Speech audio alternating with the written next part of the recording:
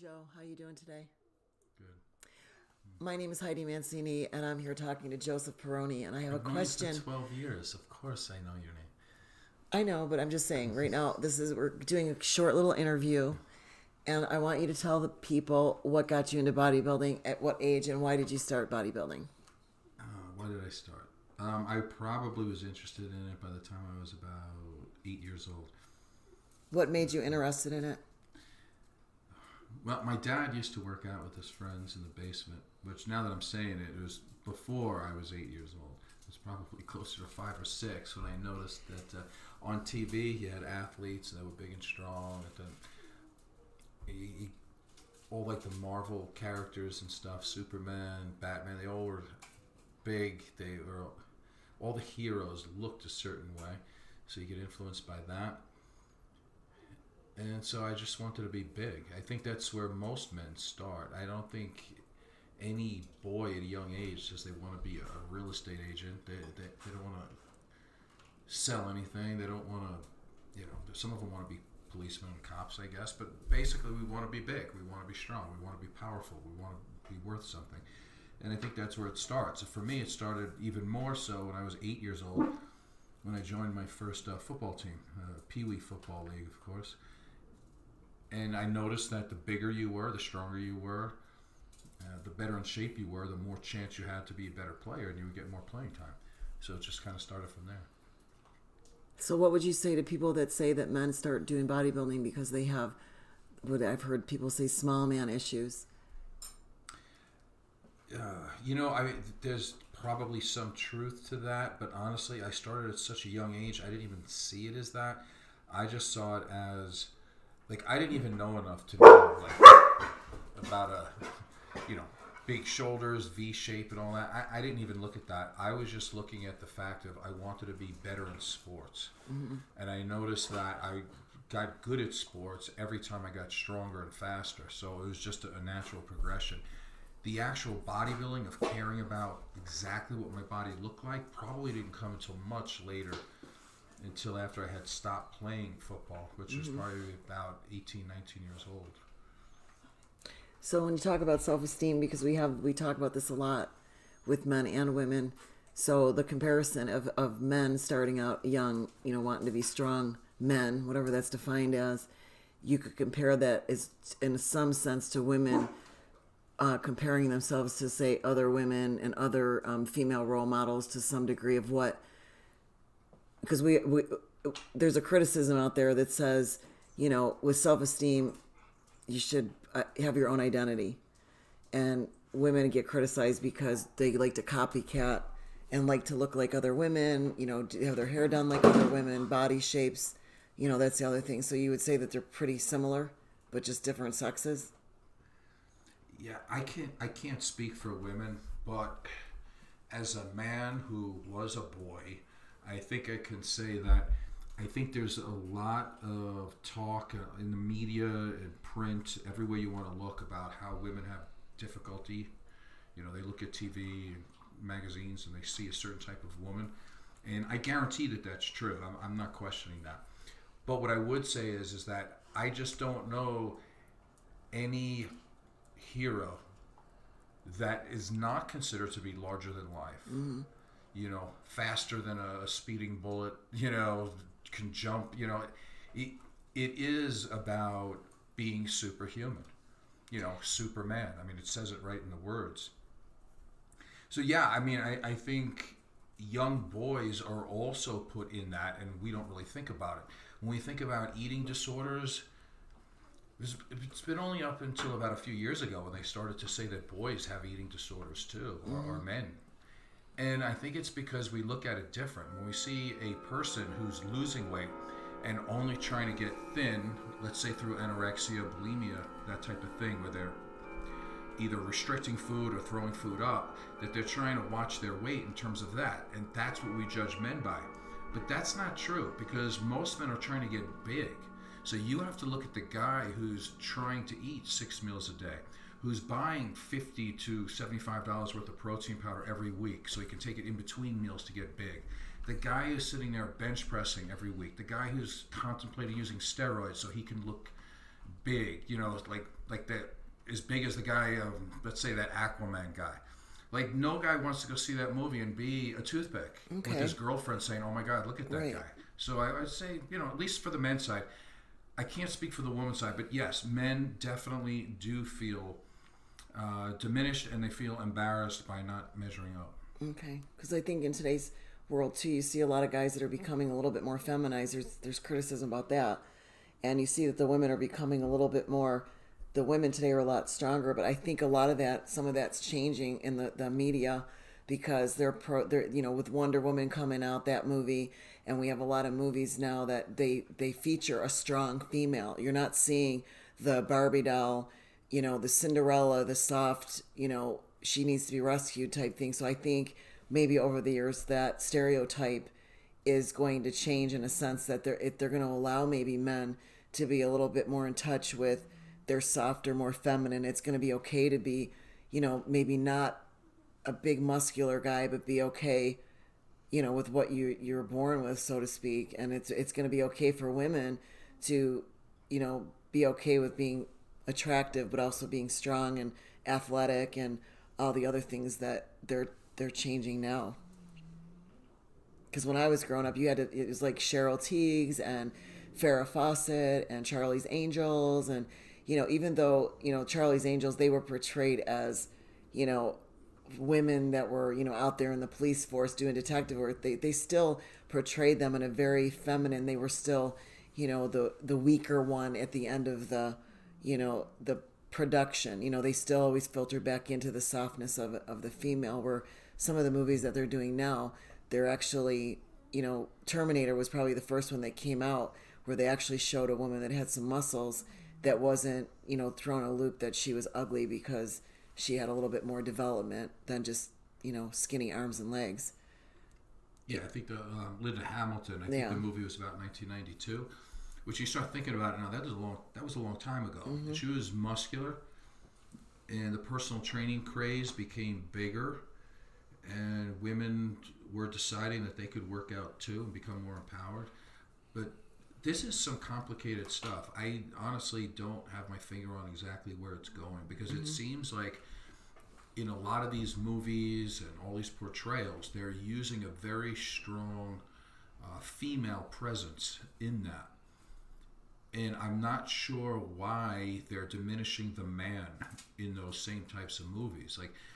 Like even Linda Hamilton looked great, but in the same movie was Arnold Schwarzenegger, who was extremely developed.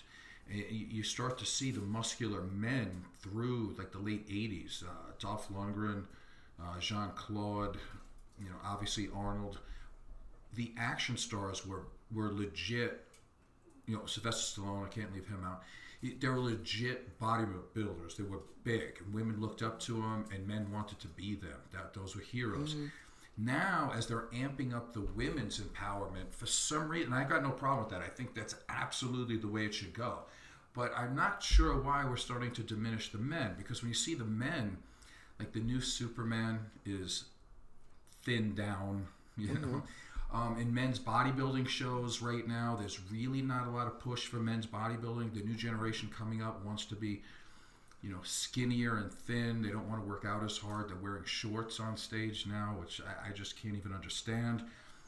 And it's starting to seem that the traditional masculinity of what you would call masculinity, there's more women showing those traits. Mm-hmm. And I don't mean that they're masculine. I just mean, if you want to say the traits of men are being strong, being emotionally strong, these traits are being shown by women. Whereas the men that I see are not showing that. The thought that men can show their feelings and emotions, I think, is perfectly fine. But we can't confuse showing feelings and emotions with being emotionally unstable. There's a big difference there. Showing emotion because you can't handle life is not the same thing. Well, I don't know what to say to that part. I just know that there is a difference in the roles that are coming up now, and I think, being a strong female myself and being in a situation when I was younger that you had to look a certain way and you had to be a certain size to be considered. It even went as far as if you didn't have blue eyes. I remember that, and being a brunette. I hated myself. I hated looking with dark hair and having brown eyes because we ever saw as young women was if you didn't have blue eyes and blonde hair, you weren't considered attractive. You had to be skinny. You know, you had any developmental anything on you were considered fat.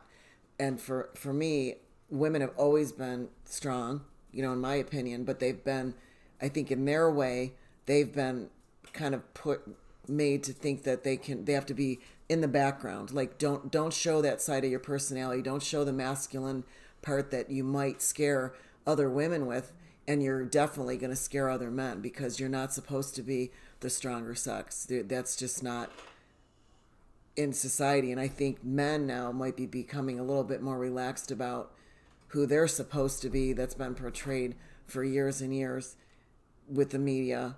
You know, why is it that a man isn't considered strong if he's not muscular? Why is it not considered a man's not strong if he doesn't, you know, have a, you know, 6-figure job? I mean, because that's another thing you've heard people say over the years. Well, if the guy doesn't have muscle, he better have some money, because those are the two things that determine whether you're going to catch a good mate or whatever. And I think in some ways the roles, I think people are taking on their roles the way they should be, but I also agree that they shouldn't minimize the other sex. And I don't understand in culture why we take 10 steps forward with the female movement to say, you know, we're out there working, we like to be in the gym just like the men do, and there's things that we want to do that are not so feminine. You know, we're not okay just to sit home with our heels on and, you know, our rollers in our hair anymore. And the men, the expectation that a man should be a certain persona also. So, you know, you wonder if the stereotype is changing with the media and what culturally people are putting out there in the movies and whatever else. But I find it ironic that now they're coming back with all these superhero movies where, you know, they're redoing all the old movies with, you know, the guys are just as jacked up, if not even more so, because now they have all the programs they can do to make them even look better. Yeah, and that's the thing too, right? Like if you look at Cosmo, you know, for women, the models themselves don't even look like the models on there in real life, because they're using all the Photoshop and everything else. It's the same thing with the men on TV with these superheroes. They don't look like that. No. You know, it's I mean, they don't even look close to that. So we're trying to put up a standard that's probably not attainable. Honestly, I'm not really sure where the whole thing is going. I would say if you have self-esteem, it doesn't matter. It would matter only to you and your estimate of who you are and where you are. Because, and if it, let's say it did matter, just for instance, it did matter. Like you were looking at a role model, because that makes sense, right? Like we all look at role models. Mr. Rogers had this thing where he said, when times are really bad and all these bad things are happening, maybe in a tragic sense, he would say, look for the helpers, right? There's always somebody, there's a good place you can look. I would look at it like this. Again, I'm not a woman, but just to give you an idea, because as a man, I do care about women, and I do hear what you say, that you might think that you needed to look a certain way, or skinny, or this or that.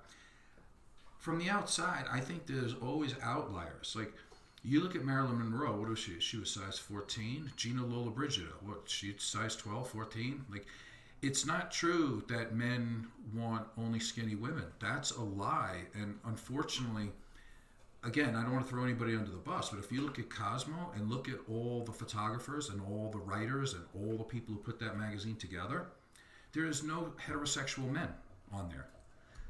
66% of women in this country are overweight. Very few of them are having trouble finding attention from a man. So it's not true. The studies that they've done, they would show that men really look for more towards a size 10 to a 14. They feel more comfortable with a woman like that. So you might be buying into the marketing, but you're buying into the marketing from other women telling you that. Mm-hmm. So I would say overall, like let's say with clothing and fashion, which I really know nothing about, but let me just give it a shot. It seems like every year or every season they're trying to tell you what to wear. Mm-hmm. This is in fashion, or that's not in fashion anymore. I don't think you can do that with the human body. Bodies don't change that much. Bodies are not fashionable. Mm-hmm. It should not be that in the year 2019, you need to have really fat glutes, let's say, but 10 years ago, you needed to have big breasts. Like, that makes no sense to me as a human being. I think it comes down to whoever we idolize. The thing is with entertainment and Hollywood. You know, Hollywood has its own entity. They're on their own little planet. They should be. And what ends up happening is that people idolize, you know, superficiality, and that's what happens. And when you think about every generation and every superstar and everybody that was anybody, even back in the 1950s, you know, women wore their hair a lot like the celebrities back in the early 30s and 40s. And there seems to be where we want to copy who we think is celebrity and famous based upon the physicality, you know, their beauty or their body structures or, you know, whatever. So I think a lot of the self-esteem stuff more or less comes out of Hollywood. It's and you know, fashion. But to get back to the original question that we were talking about before, we kind of got off the track a little bit, but that's okay. You basically stated that you got into bodybuilding at a young age because you saw it on TV and your dad's friends were working out. No, they didn't have bodybuilding on TV then. The first thing I saw was that my father, at a very young age, I saw my father working out with his friends. And I just wanted to do something with my dad. Mm-hmm. That was really it. And yeah, they had bigger arms than me. And I was like, wow, how do they get like that? You know, for sure. But when I started when I was 8 years old, it really wasn't bodybuilding, but it was that I needed to be better physically in order to be able to do sports better. Okay. And it became like that, whether it was boxing or wrestling. You needed to have the machine. You needed to be bigger, better, and faster. Mm-hmm. And your machine is your body. Okay. Well, we're going to end it on that note today, and we're going to pick up another day to, again, talking about self-esteem issues with men and women. My program, Butterfly Effect, is more for women and children, actually, even boys. But we're going into our future again, and we're having issues with self-esteem and children killing themselves and teenagers not liking themselves. And, you know, somewhere in society, I feel we need to make a change as the adults, trying to model for our children and hopefully put a stop to all the superficiality. But the problem is with all the internet and TV and all that, I don't see how that's going to stop. We just have to teach young children to be more independent of their own bodies, and moms and dads need to stop putting themselves down in front of their children, especially females, because we do it in front of our young girls. I don't like my waist. I don't like whatever it is. So this is Heidi Mancini with the Butterfly Effect, and I'll be looking forward to talking to you in a few more days. Have a good day.